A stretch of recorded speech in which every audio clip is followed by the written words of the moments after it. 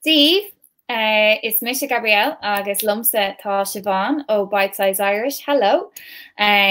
With you today is myself, Gabrielle, and Siobhán from Bitesize Irish. And we are going to answer some great questions that came into us.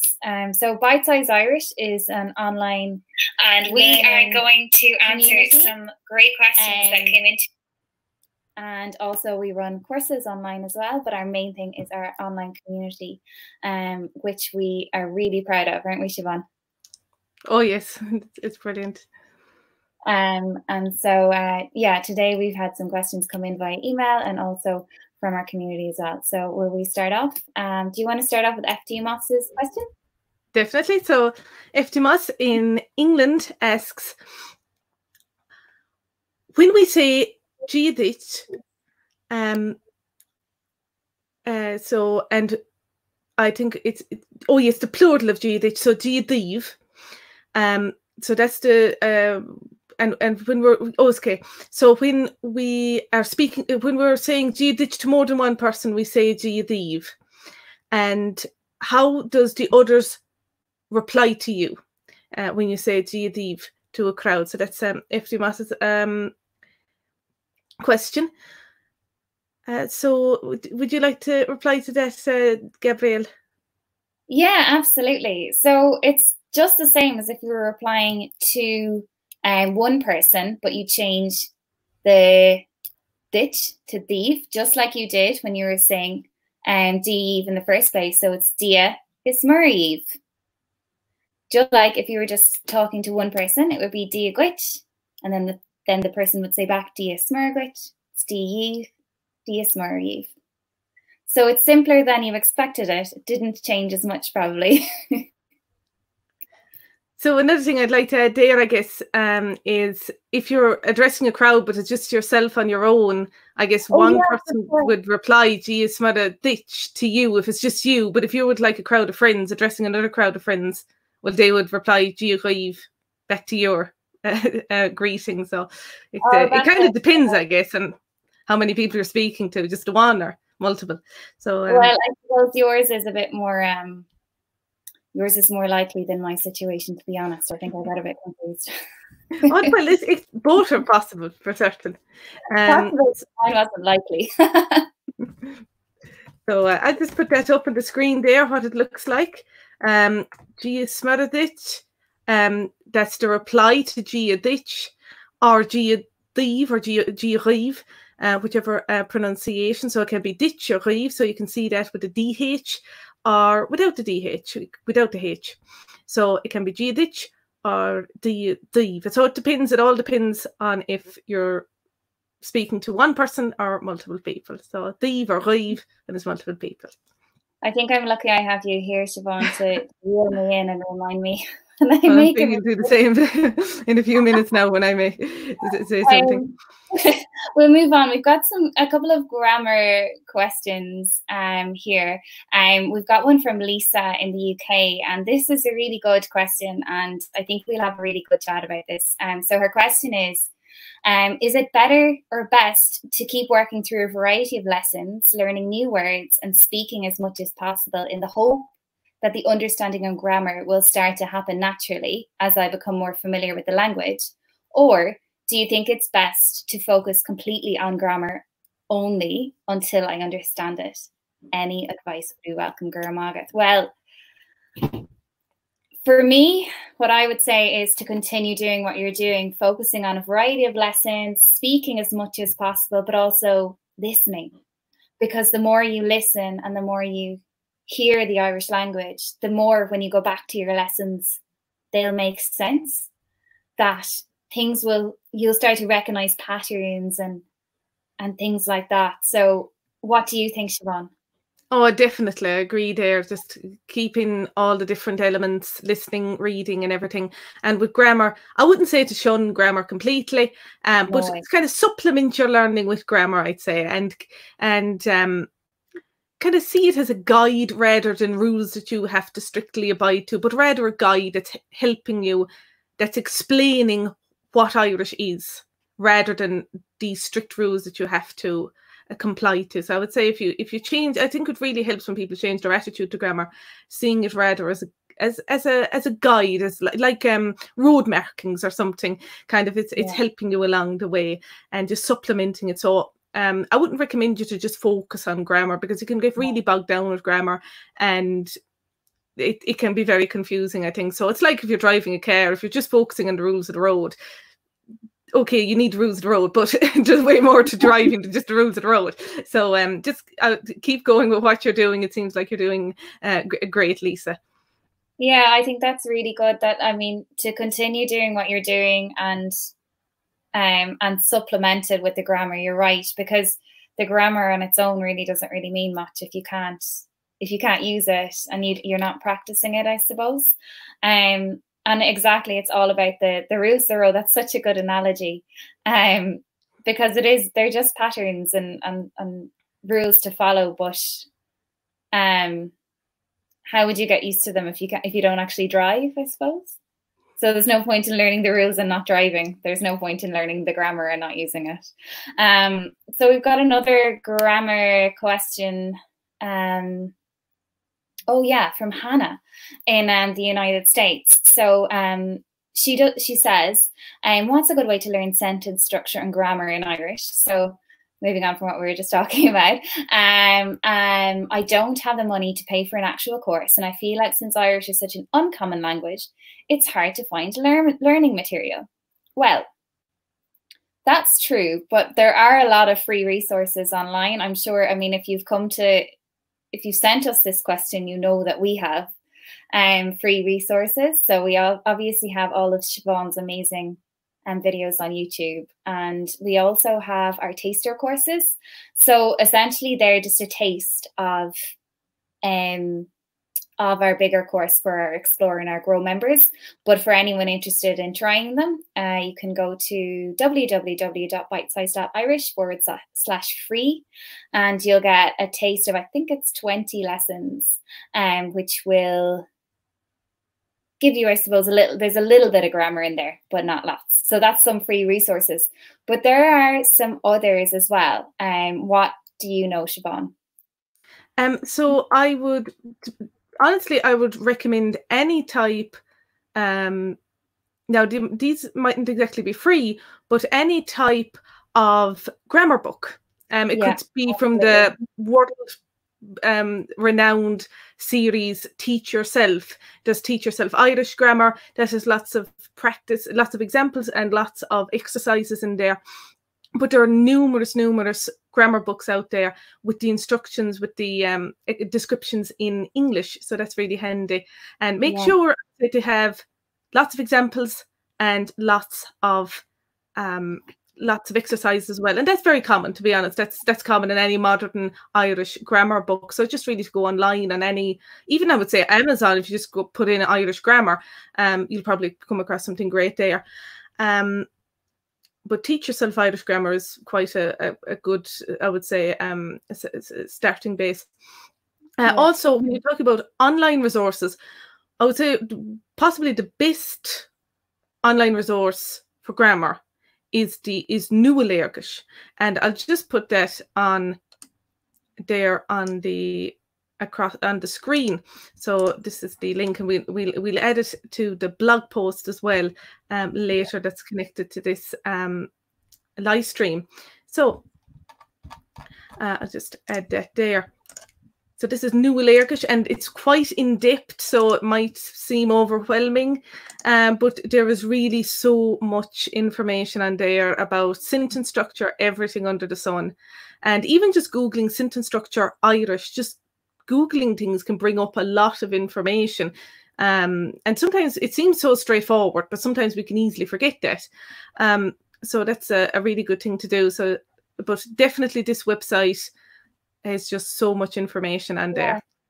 There's something, I suppose, if you're learning on your own and you're not doing a course, you almost have to create your own course, like with the resources that you can find online. Like, that's amazing. And then also maybe getting a grammar book as well, and possibly starting with a grammar book of nóchaidí is a little bit more intense.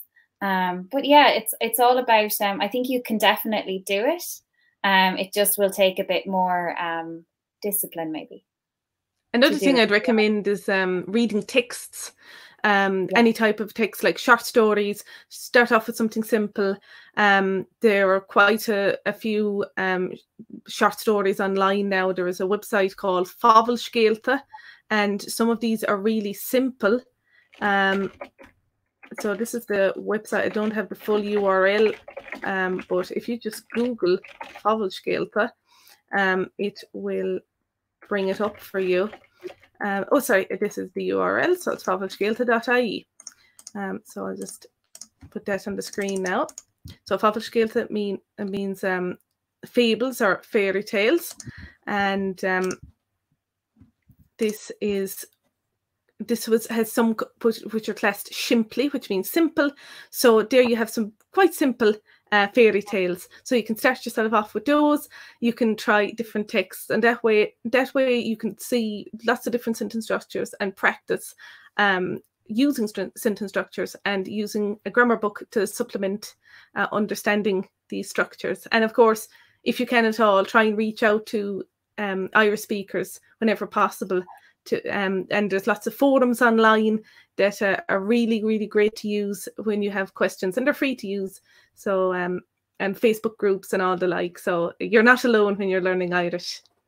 Definitely not. And we see from all of our members that there are so many people doing exactly what you're doing. So stick at it. You're definitely not alone. Definitely not. Okay, Siobhán, I'm going to ask you the next question, because this is a tough one, and I don't know if it's one that we're necessarily, is it our place to answer? But we'll give it a go, and we'll give our we'll talk about it for a little bit. So Robert Jones in Ireland, hello Robert. He says, obviously, if the language is to be revived completely, he's talking about the Irish language, drastic measures will be necessary. Hebrew was restored in Israel by making it the primary language to interact with the government, making it the primary language to interact with the government.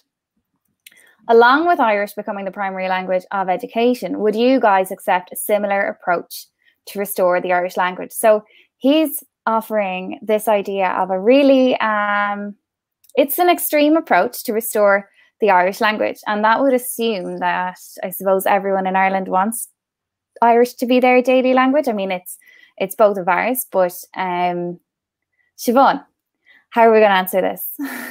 So what I would recommend, so we're not a political party, so it's kind absolutely not. It's kind of hard for us to just do our little political broadcast now in our press release.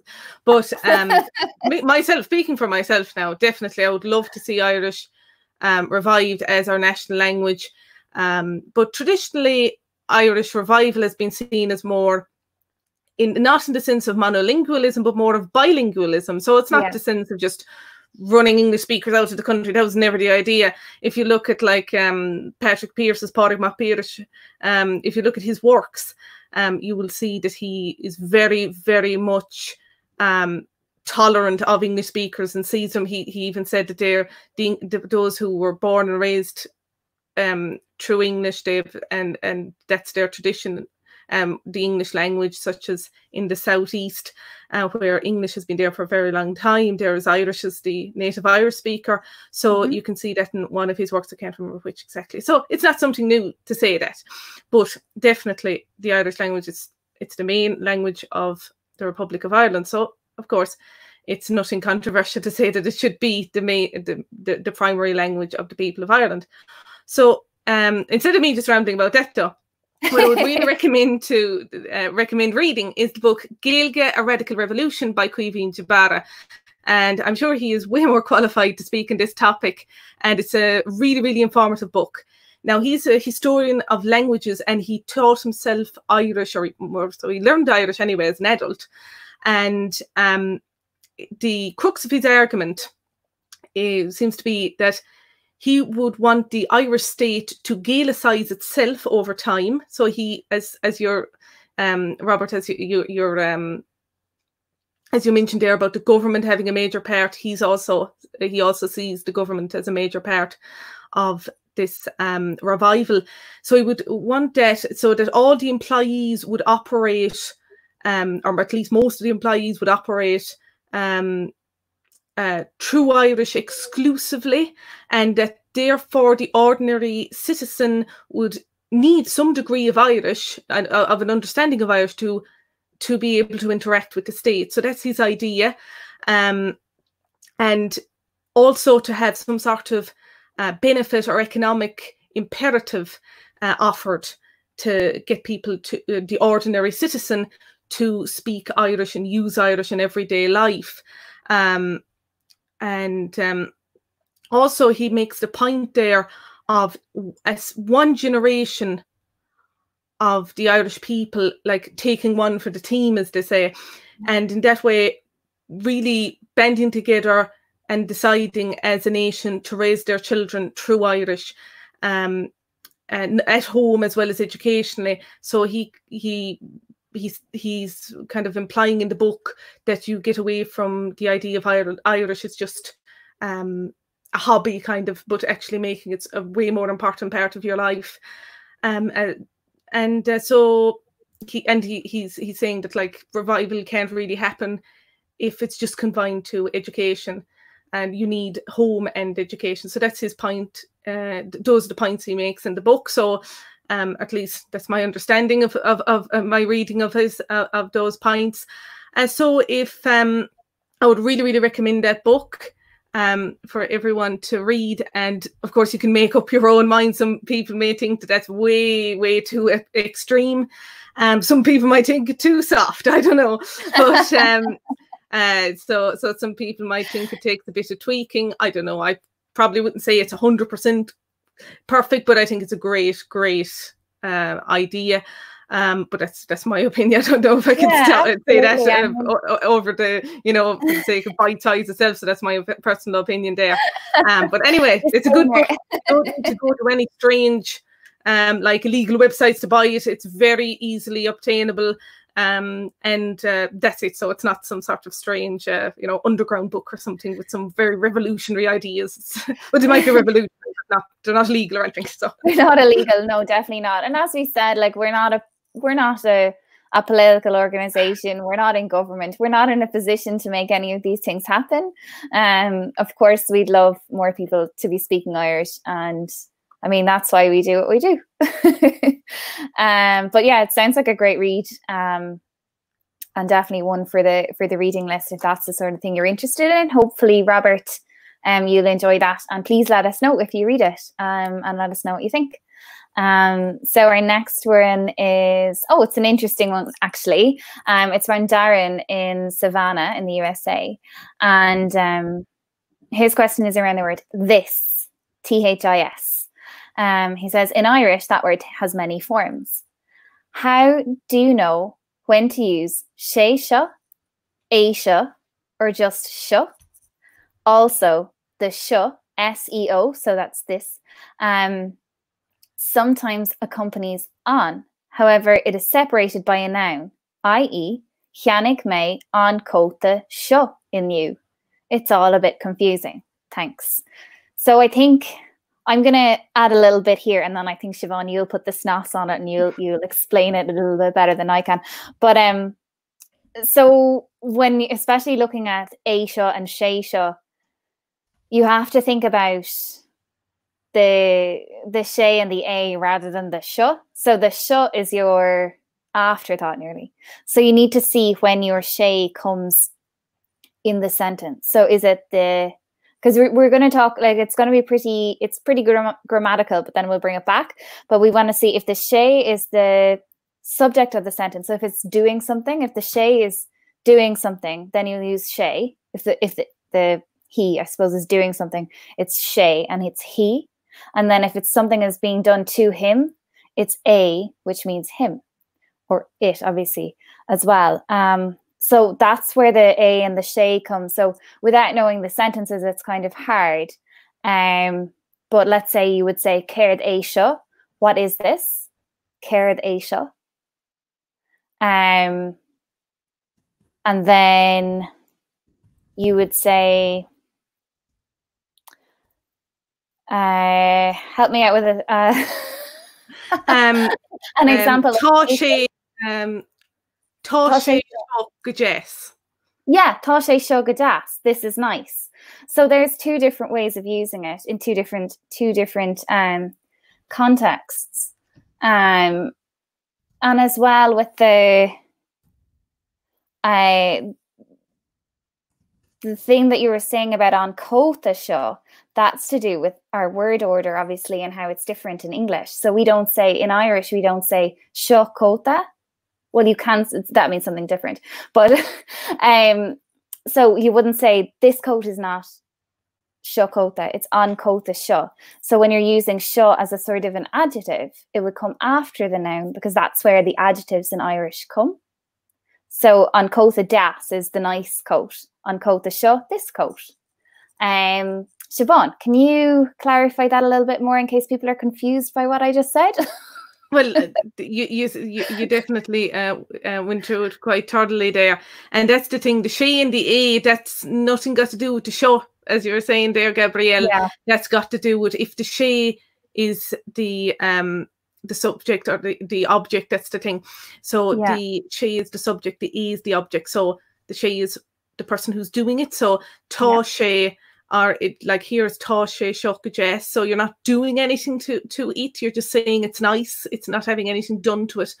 But in the other aghaidhe seo, it's just a aghaidhe, you say it, that's I suppose just the phrase, that's why, but there are better examples maybe of why it would exactly be an object. So jith me a, I ate it. Jith me a seo, I ate this. So that's so I'll just write that up as well. Yeah. But so jith me a, that's I ate it. And jith me a seo, I ate this. So that's the idea there. So the she and the e, you just really need to know about the subject and the object. And the show, this and another thing to note about show is it can also mean these. So we don't differentiate between it being plural or singular in Irish. So jith me iad, I ate them. Tá siad go deas, they are nice. So just sheed is the word, just to spell that there, and this is the word I'm saying, sheed. So that means they in Irish, sheed. So that's the idea there. So that's anything else there in that question about seo, and just seo, that's it. If you don't have a pronoun, a or ed or whatever the pronoun is, pronouns in English are me, you, etc. So if you don't have one of those, you use a noun. So an cóta seo, as you were saying, Gabrielle, this coat. So that's it. So, and seo cóta, that's like saying like here's a coat kind of thing. Here's a coat, yeah. So it's that example of me to use, but yeah, here's a coat, seo cóta. But an cóta, this coat, if you're talking about a particular coat, let's say you're in a shop you're looking at two different coats and you're pointing to one, an cóta seo, this coat.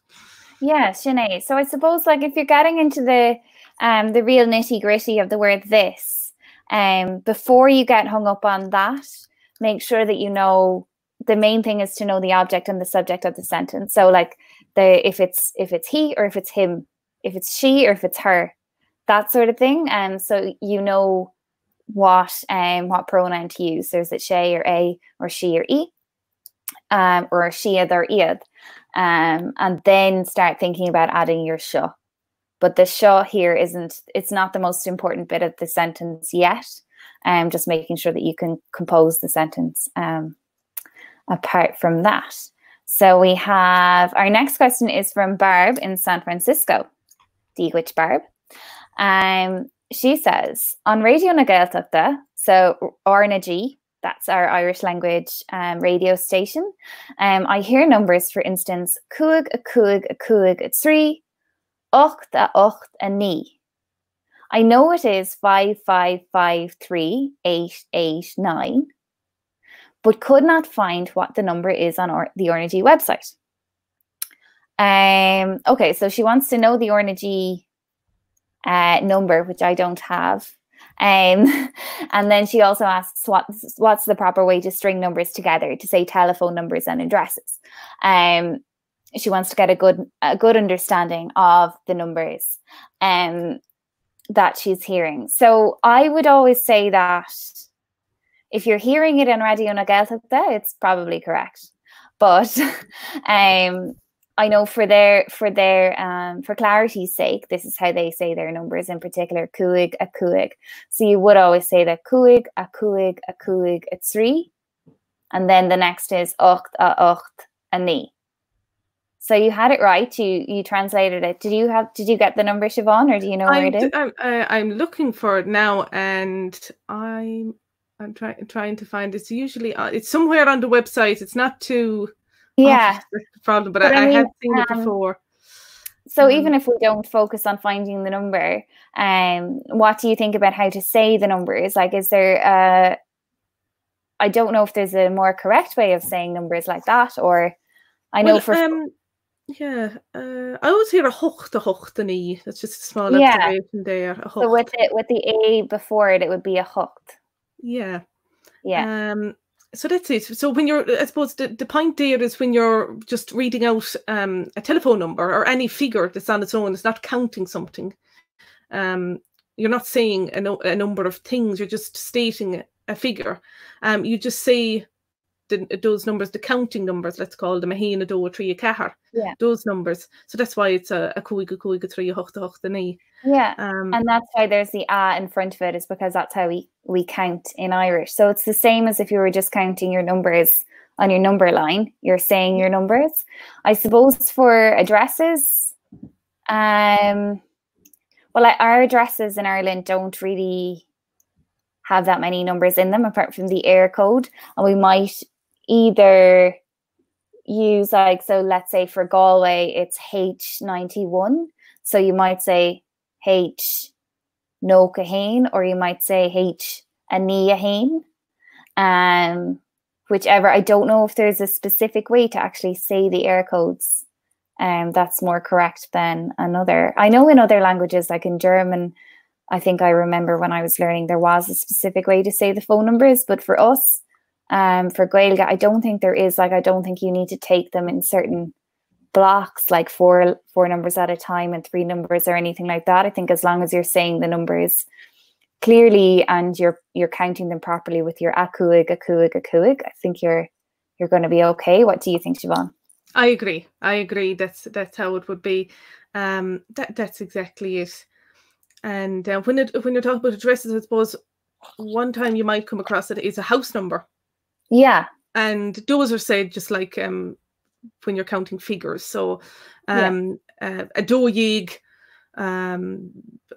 let's say a daoibh oscail na cuille. That would be like the name of a housing estate or a terrace in this case, like a street. So you just say a daoibh, so just 12, like your a haois, a dó, a trí, a cethair, a cuaig, just those counting numbers, recitation numbers. So that's all you use when you're doing that. So it's good to kind of differentiate. If you're just stating a number, you're not counting anything. You're not saying how many numbers, how many houses there are or anything. Just use the recitation numbers, the counting numbers, the haois, a dó, trí ones, the ones with the A's before them.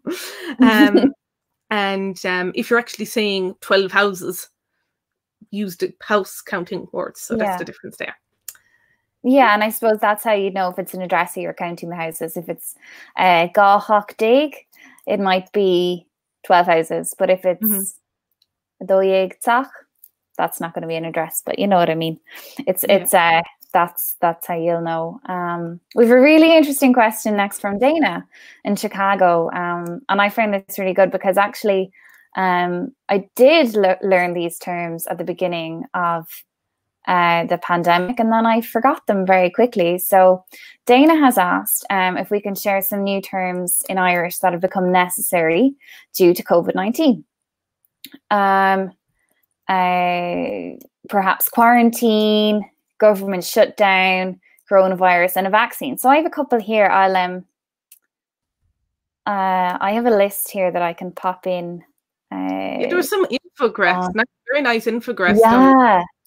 Especially at the beginning, and I was looking for a few there and I couldn't find them, but there were some very interesting ones. So what I might do is just pop them in I can pop them in the chat because I can't pop them up on the screen, or I can do well, I suppose, yeah, you can pop them in the chat there.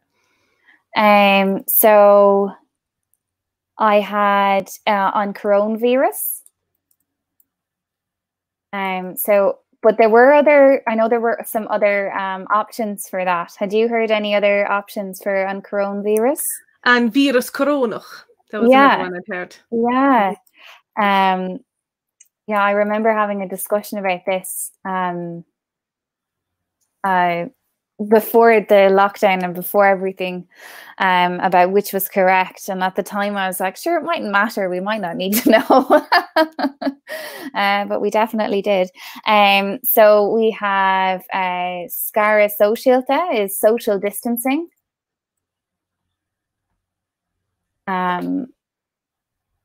We have, I'll see if I can, let's see, what else do we have? Oh, quarantine. On quarantine. And vaccine. Do you have there's vaccine or instella. Vaccine instella, anno.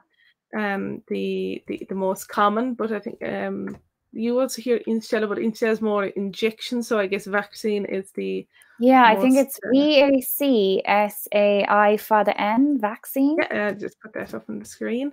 So it's a very modern looking Irish word with the V in there. Very modern indeed. And then we had so then I also looked in up lockdown, and that was Ordu Dean Glossola. Very long. Or Jean Glossall, I think I find some people just using. So, Dean Glossall, I think is one that people just shorten it, I think, to that. And Jean means strict, and Glossall means locking. So so it's strict locking. And Ordu is an order, so an order of strict locking.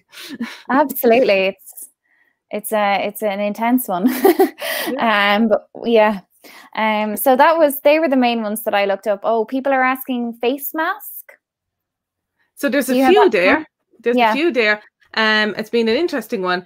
I've been saying fidil. Now, fidil is an interesting word because some people would say that that's just like a Halloween masc. Whereas I think it can be strictly either. Anything you wear on your face could be fidil. I just put that up. And an interesting thing about that is it's used sometimes in English in Ireland as well. I know there are people in Tipperary who certainly wouldn't have much Irish, but they would refer to a Halloween masc as an fidil. That's very interesting. Yeah, so they just, I think some of them don't even know it's Irish, and even spell it in like EYE as I. So that's a thing there. So fidil is like a traditional word for masc. Pretty much, I was looking at the dictionary there just yesterday, and it says anything that covers your face, really. So I guess you could use it, though it's traditionally more in the sense of a Halloween masc. But so there, other than that, we have just masc. Or masc I. And I've also, I think, come across aghaidhmhasc, I'm pretty sure. So I'm pretty sure there's aghaidhmhasc. There is. So that's on tiarna.ie, which is the terminology website. So they've got aghaidhmhasc. That's a really good, actually, thanks for mentioning that, because tiarna.ie is where you'll find any of the new terminology, I suppose. So that's where you'll find anything that is more recent. So obviously you've got your coronavirus would have been published on tiarna.ie, and it won't be on Tanglin, let's say. Same with the scara socialta. So that's their social distancing. There's no way you're going to find that all in one phrase on Tanglin, but if you type it into tiarna.ie, the National Terminology Database, they had to create the word. Someone had to create it so that we could use it, and so they have it on their database, which is fantastic. So that's where you get any of the newer terminology. So if there's anything that we've missed, you can find it there as well. And some of these words, just to mention quickly, some of them aren't that new. Isolation, the word for isolation, leithlisiú. I'll just get it up there quickly. Leithlisiú. That is that's quite an older word, because you even get it on Chonglan, and I guess because it's not a new concept, you know, in medical terms, isolation has been, I suppose it's always been there. It has been there for quite a long time anyway. So that's an interesting word that you'll even find in Chonglan. But there has been a more modern term, I think, kind for isolation, but this is at least the traditional one. You'll use it. You still hear it today as well. So I think the term that they started to use at the beginning was, and I'm not sure if they're still using it, is féin éanrú. So that was self-isolation. That was the other one. But leithlisiú is lovely.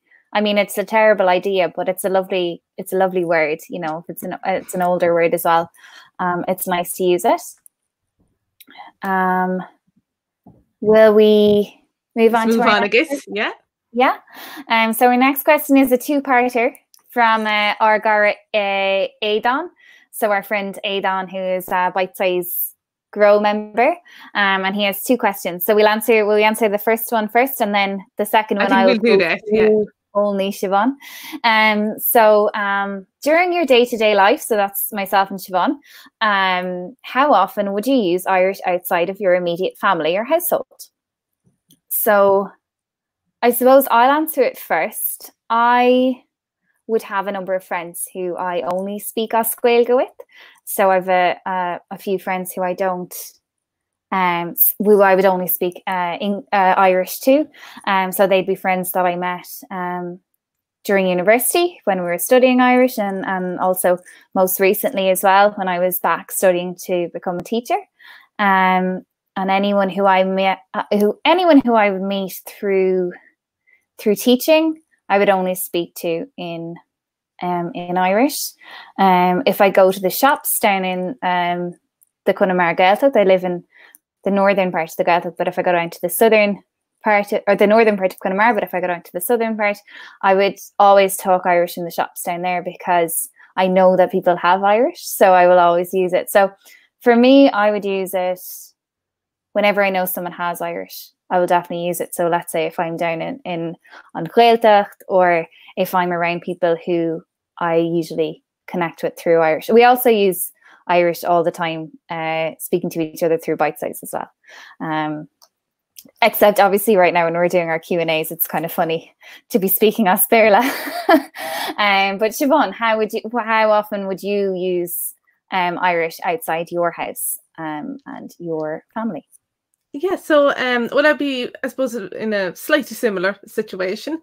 So I speak like Irish at home, and other than that, yeah, I'd speak Irish to some people I know, and I think the best thing to do is to speak Irish as much as possible to those who have the most Irish. So some people I know, I'd like the greetings would be in Irish, and sometimes we'd like have a simple conversations in Irish because their Irish isn't that good, and then we might revert to English, that sort of thing. Some people completely in Irish. It really just depends on the person. That's the thing. I'm very lucky though to be able to speak Irish every day at home. That's a blessing, really. It's difficult otherwise. I think unless you have close friends and colleagues and the like who you could speak Irish with every day. So yeah, but of course, anytime I'd be in the Gaeltacht, definitely Irish in the shops. As well, that's a handy thing. If you're ever like dealing with the government, they, according to policies, to their policy anyway, you should be able to do all your business through Irish with the government. Not always true in reality, but it's you can give it a try anyway. Yeah, and I would advise it because personally, any experience that I've had with the government department trying to communicate through Irish has actually been much quicker than communicating through English. So I would do my communication with revenue, for instance, as Gaeilge, and I had a colleague recently who said that they would all, whenever they call revenue, they would always speak as Gaeilge because you'll get spoken to more quickly. And they said, and the person who on the phone is really nice. And I don't have any experience of calling many government bodies, but and they're usually quite lovely. But she said this person is particularly nice. So if you can, call revenue as Gaeilge, and they're lovely. And I had a lovely experience with Tiarna Road Air and Irish Rail. I rang up and I asked for some on will Gaeilge aghaidh, and they're like, sorry, I don't, but I'm going to get someone. And I was put forward to a very nice young man, and we did all the whatever my inquiry was, he was able to answer it perfectly in Irish, no bother at all, nice and friendly. So that was lovely. It's not always a great experience. Once I rang up, I think it could have been the Department of Agriculture, and I just asked them, will Gaeilge aghaidh, and it was a sharp no, and they hung up. So there can be good and bad experiences. But revenue, I've heard, is the best for Irish. Yeah, I've heard a few of that. But now our next question is to you, Siobhán, only, also from aghaidh and aghaidh. So Siobhán, in your bio, so that's your bio on www.bitesize.irish, you mentioned that you were learning Russian. In brackets, he says, that's awesome. Russia is full of amazing history, stories, and folklore. True. Anyway, my question about that is, have you found it beneficial being fluent in Irish and mhíle during your journey learning Russian? An amazing question. Well, Siobhán, big question. Well, definitely. Oh, it's been much, much easier to approach the Russian language, especially knowing Irish, because in Russian you need to know your grammar. Grammar is just so important. Really? To the Russian people, they love their grammar, and they're quite strict on grammar. Even with native speakers, it's not something just for learners. So it's really important. So in that sense, I know about the genitive from Irish. Like most people, I think unfortunately, most native English speakers, they're not too well up on grammar, unfortunately, because of the education system, there's no focus on grammar really. Whereas if you're learning Irish, there tends to be more of a focus, especially if you go on to study Irish in third level, or you have a particular interest in Irish yourself. So there's more of interest in grammar. Also, the thing is, the grammar is quite similar in many ways. There's, as I mentioned, there's the genitive, and in many instances, it's there for the same reason that it's there in Irish. So there's lots of similarities there. So when it comes to structure, even sentence structure, even though it's drastically different in many ways, it's easier to get your head around the whole concept of there being different types of structures, of all these different types of conjugations and all of that stuff, when you already are familiar with them in another language. So that it has been beneficial. So I'd say if anyone's, of course, fluent in, I would say, any other European language, be it German or whatever, and then they go on to learn another language. And that's the same for anyone who's learning Irish. If you have two languages, I find that many have English and Spanish, or if it's English and German, Dutch, whatever it is, French, it'll be very beneficial for you when you're learning Irish, because you've already been, let's say, awoken to the intricacies of grammar. So it's not something new. Well, Russian grammar can be overwhelming at the best of times, but anyway. But that's a good thing about knowing two languages, and definitely knowing Irish and of course English as well has been very beneficial. Yeah, that's that's really interesting, and I actually found that as well when I was learning German and just in school. That then when I went to kind of learn the Irish grammar, I was like, oh wait, they're very similar in some, like there's a genitive in German as well. And you know, these are the sort of things you don't focus on in like learning in school in Ireland either, is that there is, even though we do learn grammar, you don't learn to the same extent as when you're like going on to further education. But there's a question here from I can't pronounce your name, I think it's maybe Joe Hoa, Paulo Santos, and he asks, Do people really learn Irish at school in Ireland? I have been living there for 2 years and I know just one guy who really speaks. And I can answer yes. Irish is a compulsory subject from age 4, so baby infants, all the way up through primary school and secondary school until the age of 18. That said, there's a huge debate about how it is taught and the different things and whether it should be compulsory or not. But yes, it is taught and learned in school for 14 years. That's where I learned my Irish. Siobhán speaks Irish at home in her home house, so that's slightly different. But yeah, that's where I learned my Irish. And I think it's the same with all subjects you learn in school, I suppose. Some people like it, some people don't. So it's a case of navigating that. But if you seek out the Irish speakers, you will find them. We are around. There was another question, I think, there. Maybe I'll find it later. I can't see it now. Oh, we have another one here that came in through our newsletter from Bet in Chicago. Another Chicago. Look at that. We had Dana and we have Bet. How nice. She says, I have labels all over my house with Irish words identifying items. Wall, door, sink, picture, etc. Very good, and something that we do encourage people to do. So, mahu bet. But I get so confused on how to pronounce any of them. Is there any resource that I can type in the Irish word and hear how it is pronounced? Siobhán.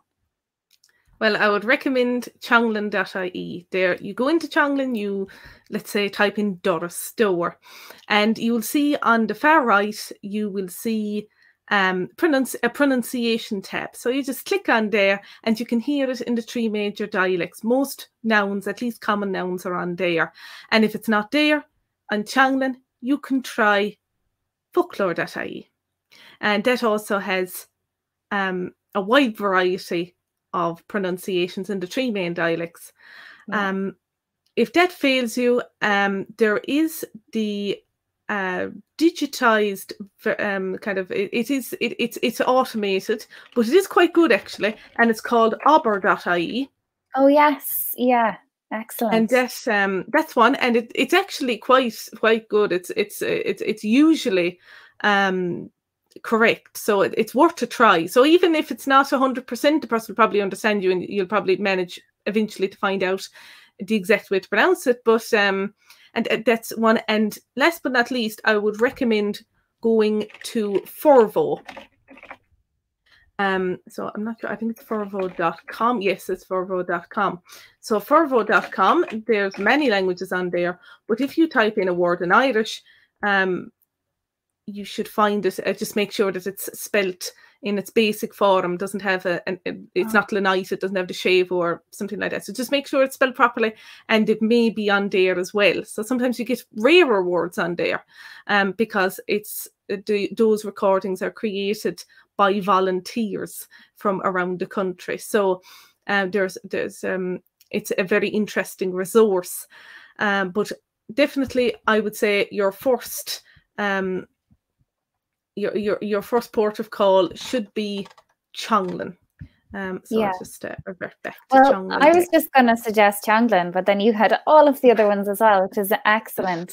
So yeah, but there are loads of places that you'll be able to find your pronunciations, which is great. Yeah, definitely start with Changlan and then go to then folklore, then aber, and then Forvo. Yeah, Ítach. Next we have another sort of technical, how to pronounce, how to say kind of a question from Brian, who's also a Bitesize Grow member. Deag, Brian. I would like to know how years are named or said as Gaeilge. For example, back in 68, the 90s, 2000, and he has a list here. He hasn't found any book or online research that goes over it. I suppose there's not going to be one that has all of them. But we have done a little bit of a list, or Siobhán has done a lovely little list here that might help. So Siobhán, back in 68. So I would say, to my knowledge, you wouldn't really just shorten it to 68. I wouldn't say that's common. I don't think I've ever heard that. So you would say, hir sa bhliain, mhíle nígéad seasca hocht. So I'll just type that up there on the screen because it's a long one. So that's Beck. Beck in the year. You're saying, literally, you are saying, Beck in the year, 1968. That's literally what you're saying. So hir sa bhliain, mhíle nígéad seasca hocht. And there we also see the aghaidh, which is what we had when we were counting the numbers earlier. So you see it comes back around. Everything that you're learning is coming back. So hir sa bhliain, mhíle nígéad seasca hocht iontach. What about the 90s? So just to say that 1984 would be similar. Nígéad, mhíle nígéad ochta cethair. So it's the same. It would be the same structure as mhíle nígéad seasca hocht. So you're just saying mhíle nígéad, 1900, and then you say 68, 84, just the way you'd normally say those numbers: 68, 84, 72, whatever it is. So that's just the structure there.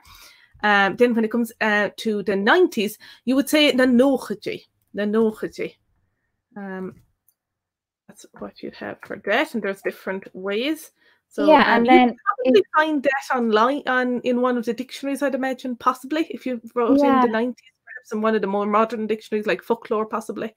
Yeah, so I think that there's probably not going to be a place where they're all together, but if you were to search separately, you might find them. So, and then if you want to say in the 90s, you just put an S before the N. So nóchaidí in the 90s. So then we might move on to 2000. So the year 2000, Siobhán. So 2000, then you're going to say gabhíle, or an bhliain gabhíle, more precisely. You'd probably say an bhliain gabhíle. So I'll just write that there. An bhliain year gabhíle. So simply the figure, the number 2000, just as if you were just reading that figure. And when it comes to 2009, gabhíle sa naoi. So I just write that there. Gabhíle sa naoi. So it's much easier with the gabhíle. You don't have to think about mhíle nígéad, which people get a bit confused at. Gabhíle, 2000. Very easy, straightforward. Gabhíle sa naoi, 2009. So literally 2009, ani. So ani. There we are again. And if it was 2008, gabhíle is a hocht. Iontach. Where are we going? Oh yeah, 2010. What would that be? Gabhíle sa de. So it's just you're just replacing gabhíle sa haointe, gabhíle sa daoibh. So you're just saying is standing for end and just stating the figure afterwards. 9, 10, 11, 12, just like that, like you're counting. Maybe. What about the 17th century? Yeah, so the 1600s, 17th century. To my knowledge in Irish, you wouldn't say the 1600s. We just say the 17th century. At least, that's to my knowledge. I don't think I've come across it. Have you, Gabrielle? No, I haven't. No. So you would say, so let's see, it's the 17th century. So on seachtú haois déag. That's the 17th century. So on seachtú haois déag, haois is age, but also the word you use for century. So on seachtú haois, the 7th century teen, literally, because a seacht déag is 17. Sinné go díreach. And then millennium, is that just mhíle? Or mhílaois? And mhílaois, isn't it? And mhílaois, yes. that's it, yeah. That's it. Yeah. So I just get that up on the screen now. And it could also be an mhíle bhliain, 1,000 years. yes. Mhílaois, and mhílaois is the most common term that's used. I just I had forgotten that, and it's only, I'm only remembering it from, on Mhílaois, the only one we know is the year 2000, and I would have been 11 or 12. But Iontach, so on Mhílaois, that would be the millennium, and then maybe we'll just go to the BC and AD, because we've got a couple more questions to get through before we finish up. So BC and AD. So BC before Christ. Yeah, so that's simply translated as Rev Christ, literally Iontach. before Christ, and it can be shortened to RCH, as you're going to see right here. There you go, Rev Christ before Christ, literally, or RCH. So it's just an abbreviation. So it's a simple one. Yeah, Iontach. And then AD now, I find this one interesting because I don't know if I've really come across this. I knew the Rev Christ, but I don't know if I've come across the AD as Gaeilge before. So obviously it's anno domini in Latin, but what is the translation to in Irish? So it's deas and Tiarna, of the age of the Lord, because that's what anno domini means in Latin. Yeah. So again, like Rev Christ before Christ, this is a direct translation, but this time instead of from English, it's from Latin. So AD stands for anno domini, and directly translated to Irish, deas and Tiarna. And is there any I don't know of any abbreviation to that as Gaeilge. Do you? No, I wouldn't say so. I wouldn't say. You just use AD. Yeah, exactly. Yeah, it's Latin, of course. Okay, so we're going to power through our last two questions. So the next one is from Robert. Is this Robert again? It's the same Robert. Yeah, same Robert. And he has asked if we can explain the verb bhain or bhain. And I have a few examples that I'm going to go through, and then Siobhán, maybe you could add to my list if I forget anything important. So we use bhain when we're talking about taking off our clothes. So we might say, you might tell a little child to take off their coat. So bhain daoibh the chóta, bhain daoibh the chóta, take off your coat. You also use it when you are picking fruit. So torthaí is fruit, torthaí of bhaint. So to actually pick it, bhaint. So I'll do another one, and then we might talk about a bit of a pattern that's coming here. Aghaidh of bhaint is to dig a grave, So you're always taking something or taking it off, taking it out of the ground. You can use it for winning a prize, duit of bhaint. And yeah, so that would be to win a prize, duit of bhaint, or bhuin me an duit, I won the prize. What other, have you got more ideas of our context of win? So one of the things that I might actually say is, if you're wondering about the uses of a verb, a specific verb, and you have the verb's name, I would always go to Changlin and type it in, and then go to Folklore Donal. So the tab on the I'm probably on the I don't know which way my hands are going here, but the most left, the tab on the most left, and then you'll see a load of different ways that the verb is used, especially if you already know the full name of the verb. That's really handy. And for bhain, there's loads. You couldn't even possibly name them all, and loads that you wouldn't even think of.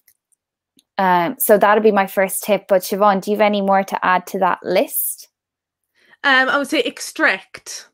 Yes, Ban a excellent. mach. You'd often have a mach after it, which is out. So ban a mach, like take it out. It could be like a nail that's stuck in a wall, a plug in a socket, something that's in a drawer, just to take something out of a drawer. So that's the thing about ban a mach.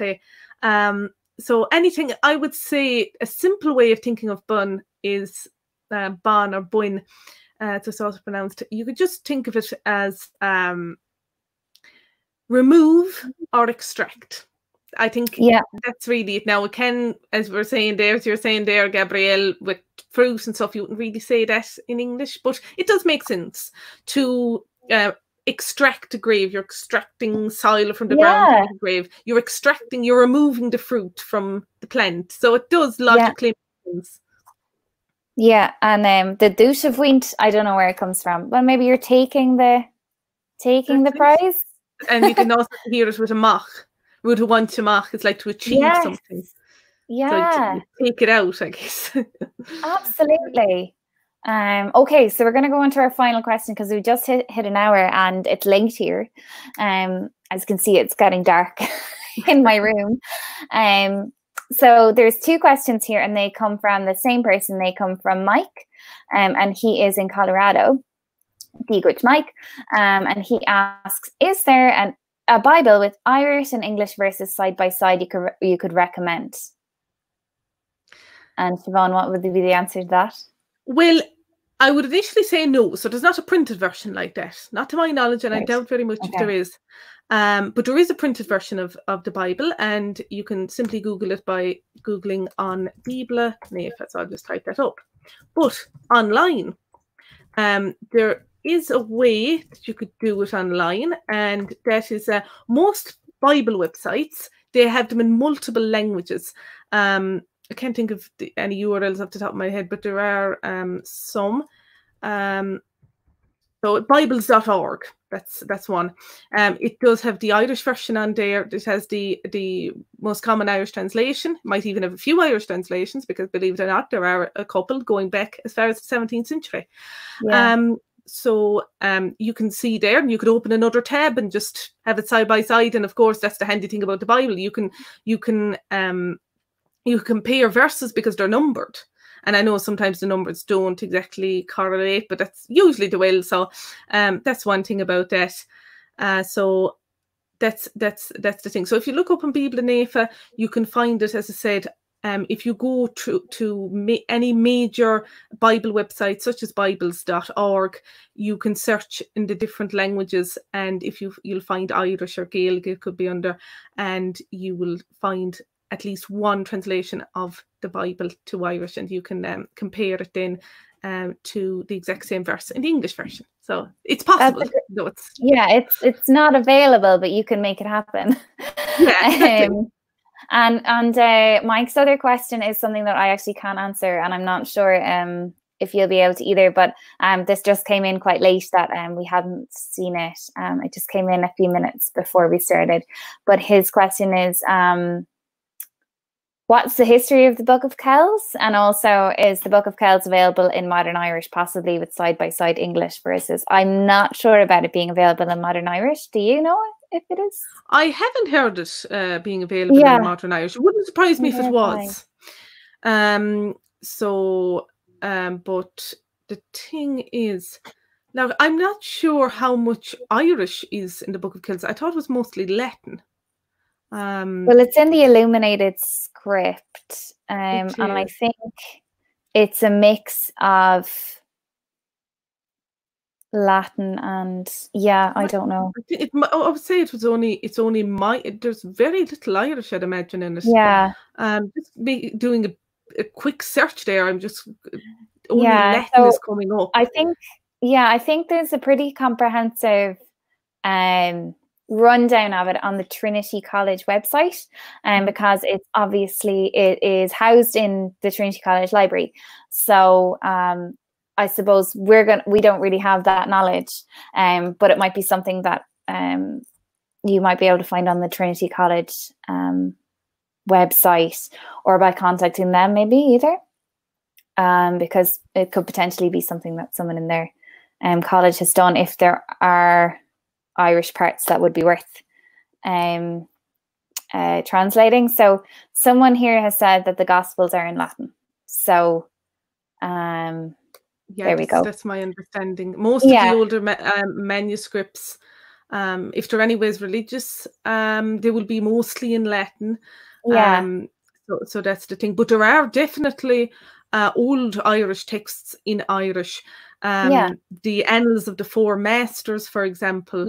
I don't know if there's a modern translation, but you can like get a modern Irish translation of Antón. So one of the old great mythical epics of Irish, you can get those. They would originally have been in Old Irish and the like, but you can get those in modern Irish. So it depends, but the thing has to be in Irish originally to make it into to translate it to modern Irish. So some of these really famous Irish texts aren't actually in Irish; they're in Latin. Sometimes we have there's notes in Irish, but if they're religious, they're going to be mostly in Latin.